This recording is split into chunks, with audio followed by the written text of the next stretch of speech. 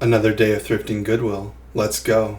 Today we're going to be thrifting things like Cabbage Patch, Cinch, Supreme, potentially. We're looking at Stephen King books, different DVDs, CDs, whatever we can find. And where do we start? We start at the bins. Always going for the items that nobody's got in and saw before us.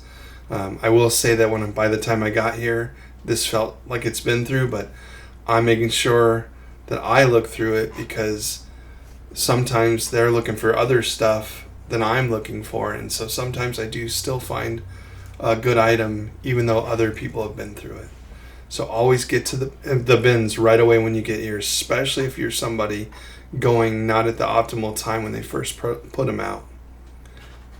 There's some masks in there, some face shields, look like old COVID supplies.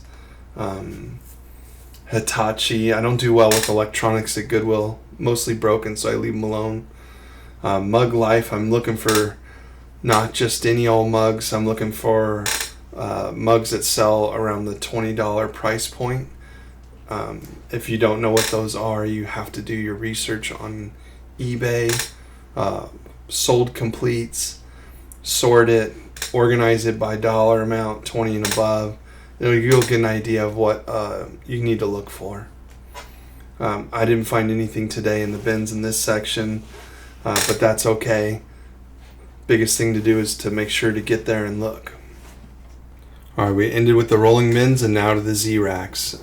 Even if you have to go across the store, make your way because you are limited on what you can find already, so why would you pass up an opportunity to get something that actually has value before everybody else in the store gets to it?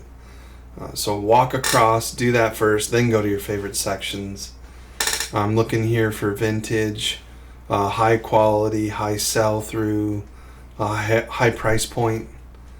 Those are the type of items I like to find, really good materials. Gotta always search. And then obviously I'm also looking for them to price it reasonably. Sometimes I find a great item and it's way overpriced, or it's in really bad condition, so check the quality. So far no luck, but I did like the look of this rugby shirt. And then this shirt kind of looks unique. Looks like old Disney, right? Checking it out. It does have a tag versus the modern stuff, but it says Peter Pan Records on it. It just seemed like a knockoff where it wasn't going to be something I wanted to get into a struggle with Disney about selling products that aren't real. So I did pass on that. Would you have sourced it? Any experienced shirt buyers think that would have been a legit deal, like a collab that I could have resold? I passed it up for that reason. That I thought it was a fake or not a collab.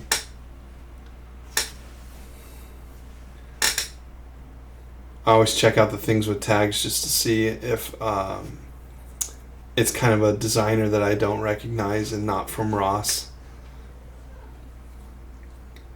Zoltar, I think that's from the movie Big. Kind of a nostalgic. Now we're entering the toy aisle. I always look for bulk toys. This is a hot mess in this section, but there's some Cabbage Patch here, so I was going to look it up. There are modern Cabbage Patch. I wanted to see if they're vintage Cabbage Patch. If you didn't know, Cabbage Patch have head mold numbers and years and dates on the head mold, as well as signatures by the designer, and they have years in the signature of the designer on the body, usually near the lower area of the backside. So I'm checking out head mold numbers, dates, condition. Are they the original clothes?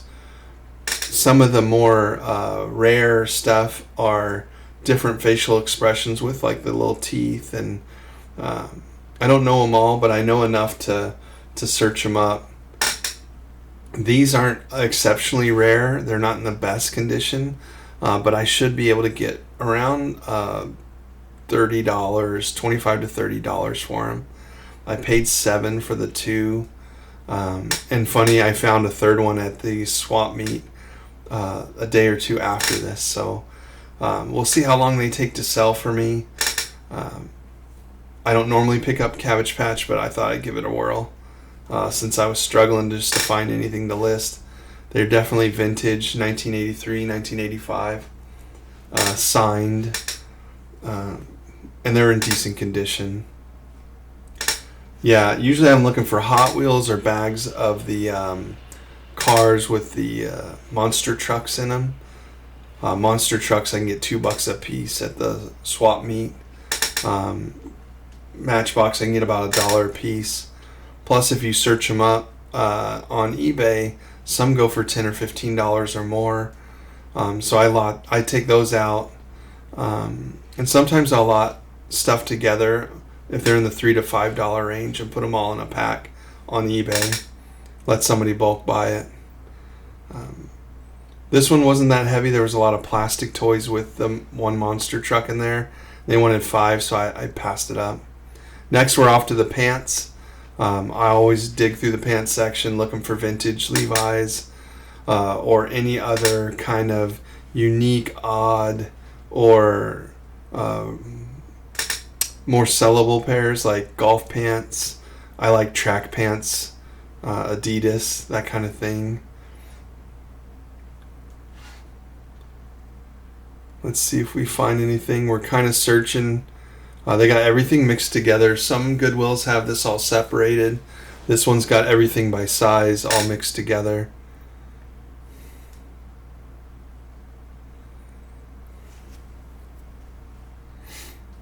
Helping them out by reclipping them. My biggest caution in the Goodwill section of pants is what your buy cost is versus what the actual price that you're more realistically going to get. Don't take the bottom of market price versus the price you pay and the sell through and see if you want to sink your money in for that long. Here's an Adidas track suit that's colorful. I start to look at it because it just stands out. And always when something stands out, you should search it up. This is a nicer set. This is a Adidas men's 3X Tiro Pride pants. They're about 42 by 27 measured. So not a bad find here at the thrift in the pants section. I think I'm going to get roughly around $25 to $30 for this. So a good pickup.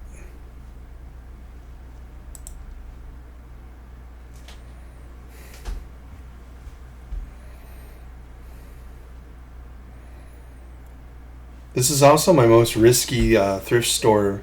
The reception in here is really bad, so hard to look up things while you're shopping around. I just advise you to put it in the cart and go to the section of the store that has the best reception and search them up. But it's annoying if you're trying to do it while you're looking in a particular aisle. But you got to work with technology because you can't really beat it.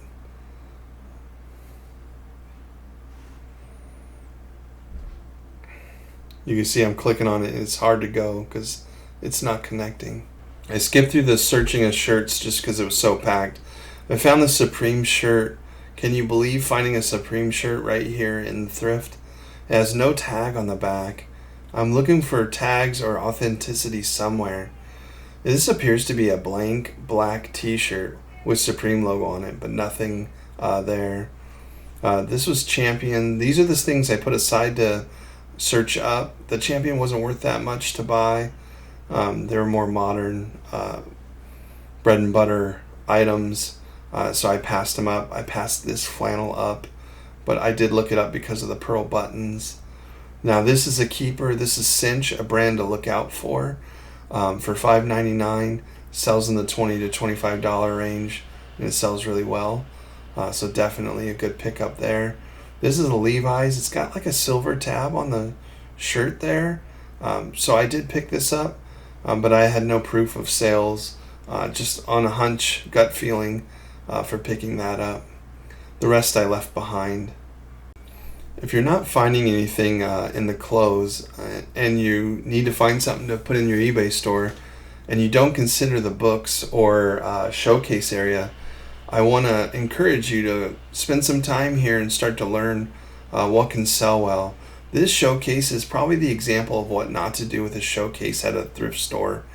This looks like a vintage boutique showcase, which they've overpriced everything, made it look really fancy, but it's just old, cheap jewelry showcased very well. Nothing that you can actually flip and resell for a profit. When they do put nice things in there, there are pro resellers waiting for them to come about. But learn the book sections, learn what books sell for well. I find the anime there, they're selling about $5 a book. That's kind of what you can sell them for, between 5 and 10, usually a book. So those I wouldn't pick up unless I got them for under $1 price point. Looking through the cookbooks, you never know when you're going to find a vintage cookbook. It takes a long time to research each section, but I suggest you do it. Some books like the Robert Jordan series, Stephen King, if you find the first edition, first prints, they're worth some money. And if they're signed, they're worth even more money. So I'm going down here because I see some Stephen King Viking label books. For me, that's an older book for Stephen King's. And I'm checking now to see if it's first edition, first print. I believe this one's first edition, second print. And spoiler, I don't end up getting this, but I did research it. It's not a whole lot of money once you get off the first print. Some books are, so you have to look them up. But don't pay the thrift store prices to flip these if you're trying to make money.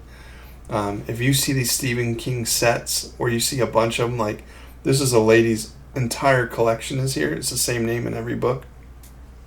If you can get them $1 or less a piece, lotting them up on eBay and helping somebody start their collection would be an absolutely best way to sell these. But when they're first edition, first prints, you want to get them individually listed and sell them competitively with the market to make sure you're getting good amount of money for them. I love selling books. I just don't like making little money. So I know to look for the rare books now and ask for a top dollar for the really quality, good dust cover, great condition books. I just don't get to search through books a lot anymore. I don't have the time. But today I was running on good timing. So I gave a whirl to try to find some books really fast. Scanners, people who use scanners, they'll spend hours just in the book section. And I'll tell you, sometimes you find something that's $100, $200, really rare book. But other times it's there because other people have sold it and got it's on like the banned list for selling on Amazon or whatever, and you find out it's a troubled book where lawyers call you to tell you to take it off or they'll sue you type of thing. So lots of research to do in the book selling. But if you can find it listed and sold on eBay, a lot of sells, you can pretty much ensure that it's a safe bet to sell. But always look for the autographs. Go a couple extra pages, see if they're autographed.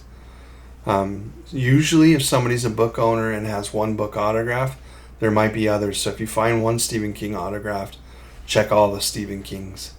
And then you'll get a good collection of autographed things.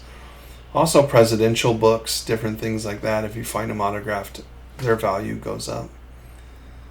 So don't rule out books, do the research. But I do storage lockers, so I get a lot of books where sometimes I run into entire collections, and that's how I find out that they sell really well. If you made it this far, thank you so much for watching my video and listening this long. Please, if you haven't, subscribe, hit the like button for me. That lets me know that you want my kind of content. I am trying to do it a specific way where I'm teaching along the way, making it more longer form. So that you can get the nuggets that you might not know, Also, if I say something wrong, please correct me in the comments. Or if I pass something up that was worth something that I should have picked up that sells really well, also let me know in the comments. I'm here to learn as much as I am here to share my knowledge. I'm a part-time reseller. I work a full-time job. I've been doing this about 2 years and I make around $2,000 a month. But I go at the most unopportune times to the thrift stores, and I still have to find inventory to put in my eBay store. So this is me showing you guys how I do that. Against all the odds, I can still get stuff in my eBay store and make money. But I also use other methods. I go to this, I buy storage lockers and clear them out. I go to the swap meet on the weekends. I go to garage sales, estate sales. I'll use any means necessary to get the Facebook Marketplace. I've done online sniping and arbitrage. Whatever it takes to get inventory in my eBay store, I'll do it. But, one thing at a time. If you're brand new, don't try to learn it all at once. Stick to one thing like thrift stores. Get in there, figure them out, section by section. Pick a section a week and really do your research. Watch as much content as you can on it, and make sure you can start to pick out things. Because after a while, it becomes muscle memory where you start to recognize things because of your research, and you go so much faster. But in the first year or two, it's super slow process. You're going to spend a ton of time.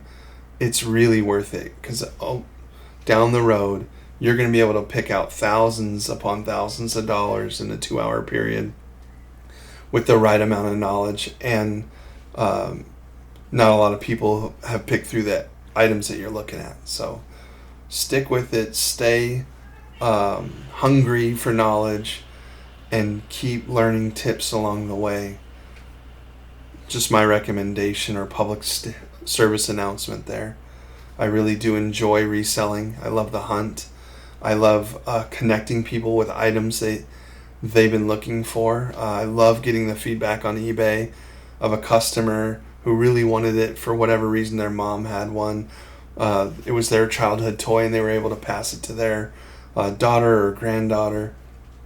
Great stories all the time of why people want us to do what we do. You're going to hear some negativity out there. I wouldn't pay much attention to it.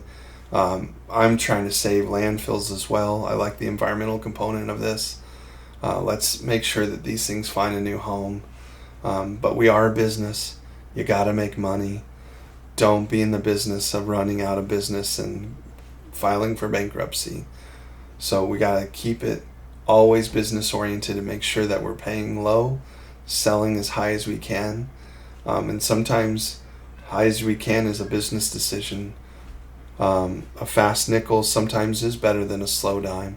But we got to have some slow dimes in there to make up for not making a high profit on each other transaction. So it's a balance. This book section also has CDs and records, so I'm off to search the records and CDs here. I think the ladies are standing there, so I went just to look at the final books. I think this is the nonfiction section. And then religious reference and educational was also some areas over here. Even in the health area, there's some books to look out for. Very old self-help books in certain areas can sell for thousands of dollars. So you got to do your research there to find out what books those are. Let me know in the comments if you guys want me to do anything to focus on books to help you guys out of what to look for, bolos. More than happy to. I find Bibles in the box all the time. I've never had a Bible that didn't sell. So as long as it's a $30 or more value, I typically will pick them up and sell them in my store. I'm searching through the DVDs right now and the Blu-ray, looking for $100 Blu-rays. Another thing that if you don't know those exist, you got to go through the Blu-ray, type in Blu-ray in eBay, sold complete, high to low, and write them down. Write down the names. Learn the names. I don't want to do everything for you, so that you learn the practical techniques of how you can educate yourself on how to find these items. Alright, it's CD time. Oh no, I think there's some CDs in the way of the records. I think I do records first. And then I move on to CDs. Media is one of my favorite things to sell. Records is probably the newest thing in my arsenal. But I have sold a lot of records now. I really do enjoy selling them. I go a little bit faster. I put a few in the cart because they were sealed and never opened. I look them up. They weren't really even valuable sealed, so I ended up putting them back. There was no real great record here today. These were all grandma's records, where every grandma had a copy of one. Nothing special here. So I sped it up just to not bore you to death with the amount of record searching, but you can kind of see the titles that I pass on. I hope that's helpful to still see this part.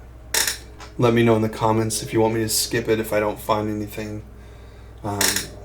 Definitely trying to up the amount of views I get, but I also know that I need to kind of be true to you guys who are subscribed and like my content. I want to stick to what you want, because you're more important than getting viral views, right? I want you guys that are actually trying to learn and like this type of content. I want to make sure that I'm giving you guys what you need. It doesn't take too long to flip through the records. Right here is a hip hop Eli CD. I ended up buying that one. That was worth like I want to say $20 to $30 for that CD. I typically will put all the CDs aside and then I'll look them up at the end. But that was a sealed, more rare hip hop. This is also by Eli. It's his other album and it's sealed. So I had two things. They weren't a high sell-through rate, but I have them listed in my store. And like I said, CDs take up very little space. So that is always a good pickup in my book. Here I'm showing you a hip-hop CD from Master P. This is a really good high sell-through rate CD. It sells for good money. But as you can see, both CDs on it don't match the album cover. Always go in and make sure that the CD matches. Also make sure that the CDs are in good condition. On my way out, they put new racks out here since I was over here last. So why not get back at the racks? I get another crack at finding some things. We'll say there's a young couple on the end. They look like they put a stack of things probably from these racks. So I probably got second pickings not paying attention to new racks rolling out. So they're probably smarter than me and they waited by the door for the new racks instead of just looking through the rest of the store. Maybe I just learned something new for myself, right? Gotta watch that door all day. It was a Wrangler new with tags, but it wasn't anything special. This one felt good, so I just started to see what material it was made out of, to see if it was anything special. It's some type of blend. It wasn't anything worth picking up. Oh, it's 49ers season. We just got a really good win over the Lions. Thought we were going to lose that game. Definitely a 49ers fan and super happy we're going to the Super Bowl. Super bummed for the Lions. They thought they were going to win that game. They were so far ahead. Here's a Carhartt shirt, new with tags. I figured it's a good pickup because of the new with tags. I'm probably getting the $20 range for that shirt. But now's the time to sell 49er gear. If you got any, get it out there, market it. Right? 49er fans are going crazy.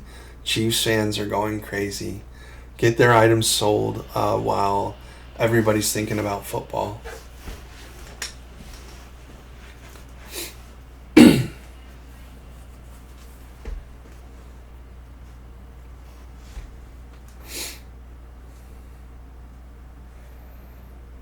I just love the amount of racks that were here.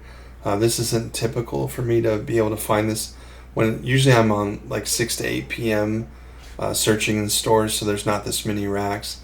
This is actually a Saturday after I went to the swap meet in Denio's video, and I hit here on the way home. So this is more racks than I'm used to seeing.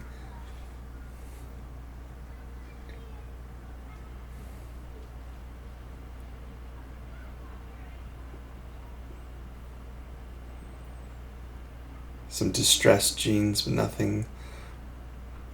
Boys in the Hood. Just a reprint shirt, though.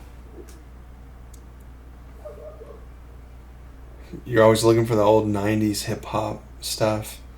This looks like a nice shirt, but it was really cheap. So I passed. This one's kind of interesting because it's Disney World. Very nice looking shirt, but it's got really a lot of condition issues there. It was white, but it was like orange on the shoulders. And here's a decent looking Wrangler shirt. I think this can sell in the $20-$25 range easy, maybe even $30. They wanted $9.99 for it, but I think the Western stuff's been selling well for me lately, so I think I can get some good money for it, some quick money. The higher I price it, the longer it takes to sell. The difference between $20 and $30 could be 6 months wait versus selling in 30 days at $20.